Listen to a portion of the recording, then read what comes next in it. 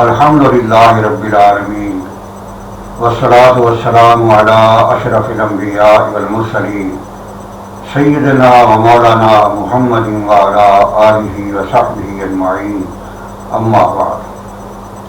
قال اللہ تبارک و تعالی فی القرآن المجید والفرقان الحمید، اعوذ باللہ من الشیطان الرجیم، بسم اللہ الرحمن الرحیم۔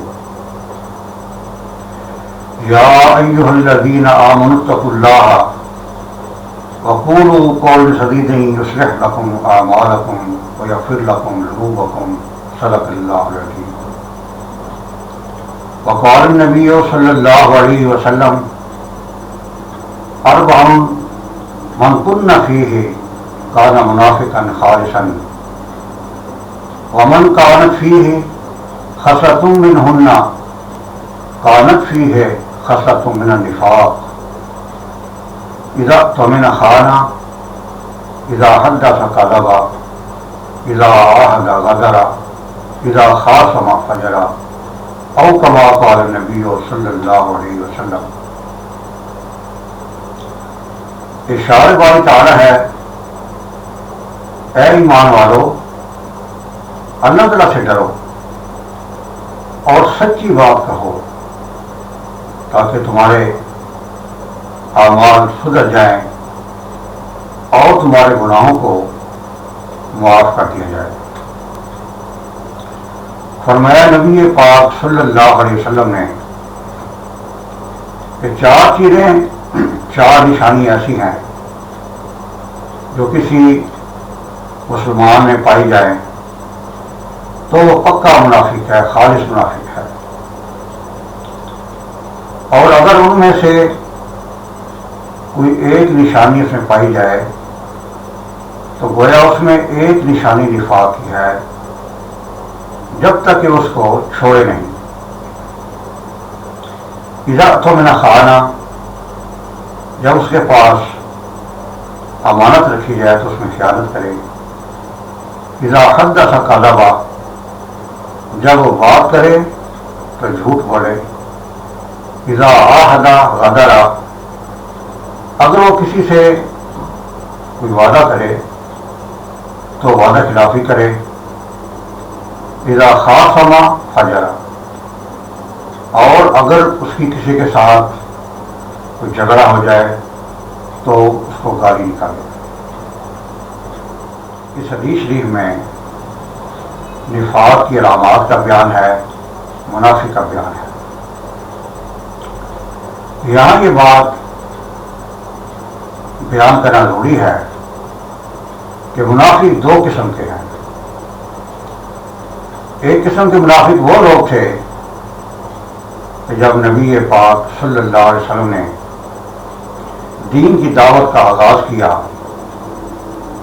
تو انہوں نے نبی پاک صلی اللہ علیہ وسلم کو طرح طرح کی تکلیفیں پہنچائیں اور اسلام کے ماننے والوں پر ہر طرح کے ظلم ڈھائے، اور انہوں نے ہر ممکن طریقہ سے دین کی اس دعوت کو دبانے کی کوشش کی۔ اور جب ایک عرصہ کے بعد اللہ تعالیٰ کی مدد سے مسلمان غالب آ گئے، مکہ فتح ہو گیا، اب کفار اور منافقین نے، کافروں نے، مشرکوں نے انہیں اس بات پہ یقین آ گیا کہ اب دین اسلام کو پھیلنے سے دنیا کی کوئی طاقت روک نہیں سکتی۔ لہذا انہوں نے باہمی مشورہ کیا کہ اپنی جان و مال کو بچانے کے لیے یہ راستہ اختیار کیا جائے کہ بظاہر کلمہ پڑھ لیا جائے، مسلمانوں کے ساتھ میل جوڑ اور تعلقات رکھے جائیں، نماز بھی پڑھی جائے، نماز ہے، روزہ ہے، حج زکوٰۃ ہے، سارے افعال کیے جائیں، مگر اندر سے اپنے عقیدہ پر پکا رہا جائے، اس کو چھوڑا نہیں جائے۔ یعنی بظاہر یہی بات ہے کہ جب وہ نماز پڑھنے کے لیے مسجد میں آتے تھے جماعت کے ساتھ، ان کی آستینوں میں بت ہوتے تھے۔ بظاہر تو وہ مسلمانوں کے ساتھ جماعت سے نماز ادا کر رہے ہوتے تھے، مگر اندر سے یہ بات بتوں کی کرتے تھے۔ اسی موقع کے لیے علامہ اقبال نے شعر کہا ہے کہ اگرچہ بت ہیں جماعت کی آستینوں میں، مجھے حکم اعلیٰ لا الہ الا اللہ۔ تو اس طرح کے منافقین کو اعتقادی منافق کہا جاتا ہے۔ ان کا سردار عبداللہ بن ابی رئیس المنافقین تھا۔ یہ ان منافقوں کا بیان ہے جو نبی پاک صلی اللہ علیہ وسلم کے دور میں پائے جاتے تھے، مگر وہ منافق جو آج کے دور میں ہیں، یعنی وہ پکے مسلمان ہیں، ان کا عقیدہ بھی صحیح ہے، مگر چار باتیں ایسی ہیں جو اگر ان میں پائی جائیں گی تو عدل و اسلامی تعلیمات وہ لوگ عملی منافق شمار ہوں گے۔ منافق تو ہیں، عقیدتاً مسلمان ہیں، پکے مسلمان ہیں، اللہ رسول سے محبت ہے، مگر شیطان یا نفس کے بہکاوے میں آ کر وہ چار قسم کے کام اگر کوئی ان میں کرے گا تو وہ خالص منافق شمار ہوگا۔ اگر ان میں سے کوئی ایک کام کرے گا تو گویا اس میں ایک نشانی نفاق کی ہے۔ نشانی میں نے پہلے کی ہیں۔ پہلی نشانی یہ ہے اذا اؤتمن خان، اگر کوئی مسلمان اس کے پاس دوسرے مسلمان کے پاس آ کر امانت رکھتا ہے کہ بھائی میں کسی کام پر جا رہا ہوں، یہ میری امانت ہے، یا آپ رکھ لیں، پیسہ ہے، کوئی جنس ہے، کوئی اور سامان ہے، تو جب میں آؤں گا یا ایک وقت کے بعد اس کو اٹھا لوں گا۔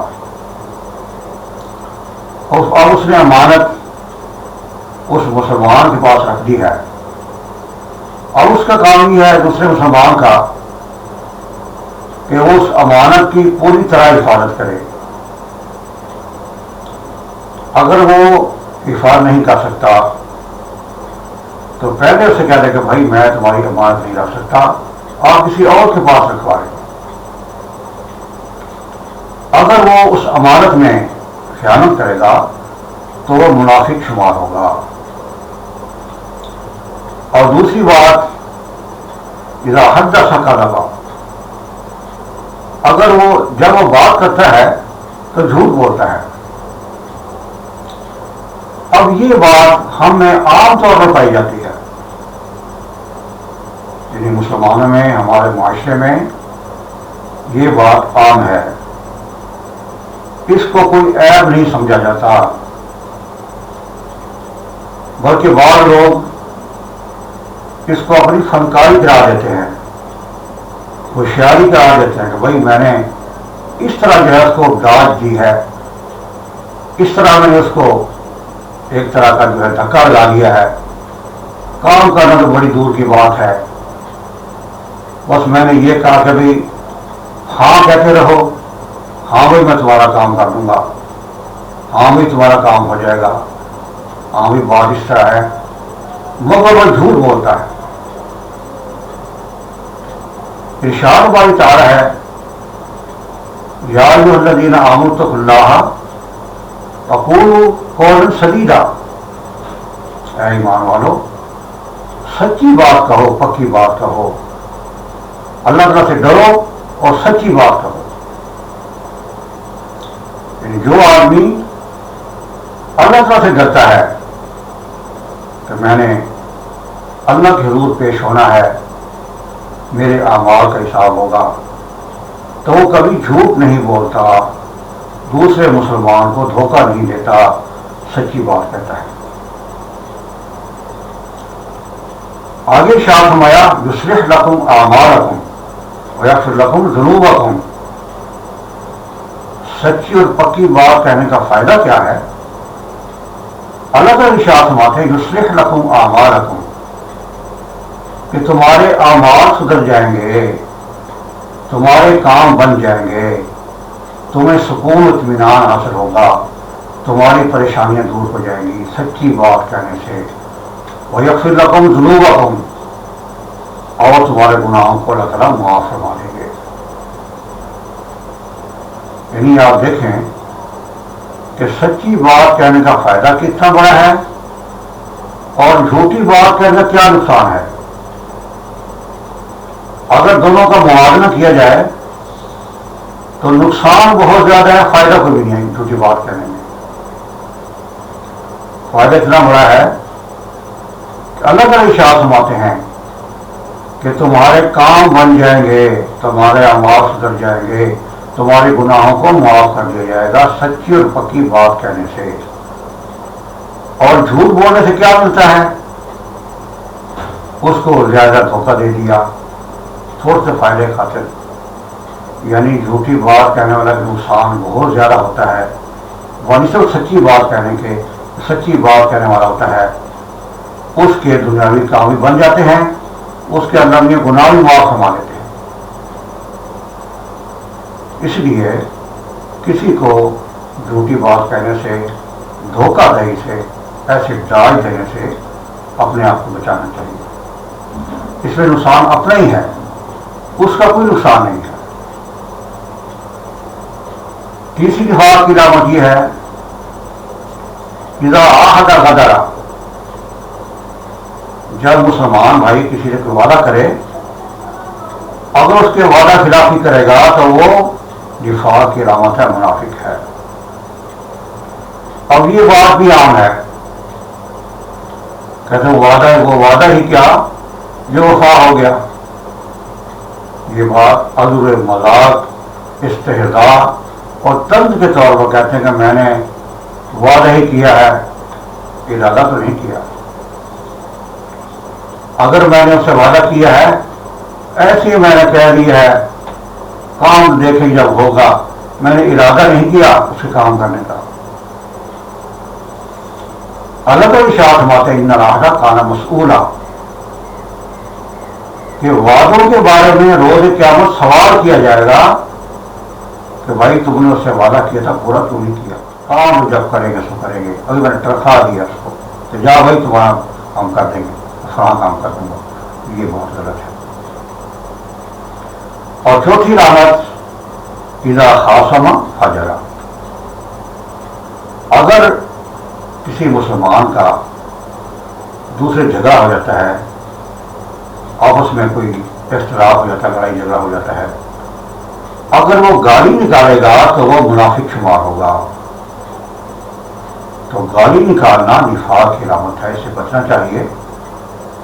اس میں بڑے بڑے لوگ مبتلا ہیں، سارے بھی، ہر شخص بھی نہیں ہے، ہر طرح کے لوگ پائے جاتے ہیں، مگر اس میں اکثر لوگ یہ غصہ آ جائے تو گالی نکال دیتے ہیں۔ فیکٹری کا مالک ہے تو بات بات پر اپنے ملازمین کو گالی نکالتے ہیں۔ اسے پتا ہے کہ بھائی یہ کہاں جائے گا، اس نے یہیں رہنا ہے، اس کی ملازمت ہے، اس کے روزگار کا مسئلہ ہے، یہ کہاں جائے گا۔ تو گالی نکالنا اس کا معمول بن جاتا ہے، ماں بہن کی گالی نکالنا، گندی گالیاں دینا، غلیظ گالیاں دینا، یہ اکثر لوگوں کا معمول بن جاتا ہے۔ اور بعض لوگ ایسے بھی دیکھے گئے کہ ہاتھ میں تسبیح پکڑی ہوئی ہے، ذکر بھی کر رہے ہیں، ساتھ ہی گالی بھی نکال رہے ہیں۔ یہ بات بھی دیکھی گئی ہے کہ اللہ سے ڈرو، تسبیح تمہارے ہاتھ میں ہے، اللہ کا ذکر کر رہے ہو اور ساتھ ہی ساتھ گالی بھی نکالتے جا رہے ہیں۔ تو جو کرامن کاتبین ہیں، لکھنے والے، وہ کیا لکھیں گے؟ یہی لکھیں گے نا کہ وہ ذکر بھی لکھیں گے اور ساتھ ہی گالی بھی لوڈ کر دیں گے۔ وہ تو ریکارڈ تیار کر رہے ہیں نا، جو آدمی کام کر رہا ہے، جو کچھ بھی کرتا ہے اسے وہ لکھنا ہے۔ تو یہ بھی لکھیں گے بھائی یہ شخص نماز پڑھ کے آیا، خاص تسبیح ہے، ذکر بھی کرتا جا رہا ہے اور مراد بھی وہ گالی بھی دیتا جا رہا ہے ساتھ ہی ساتھ، تو ساری باتیں ریکارڈ میں آ رہی ہیں۔ اس سے بچنا چاہیے، یہ نفاق کی علامت ہے۔ تو فرمایا نبی پاک صلی اللہ علیہ وسلم نے کہ یہ 4 باتیں جس میں پائی ہے وہ پکا منافق ہے، اور اگر اس میں کوئی ایک خصلت پائی ہے تو وہ نفاق کی علامت ہے، جب تک وہ چھوڑے نہیں۔ تبھی کوشش یہ کرنی چاہیے اللہ کے بندوں، ہم سب کے لیے ایک لمحہ فکریہ ہے، فکر کرنے کی بات ہے کہ اللہ تعالیٰ جو ہمیں ماں کی گود میں دین اسلام عطا کیا ہے اس کی حفاظت کی جائے، اور چھوٹی چھوٹی باتوں سے اپنے اعمال کو ضائع نہ کیا جائے، اور سب لوگوں سے صحیح معاملہ رکھنا چاہیے۔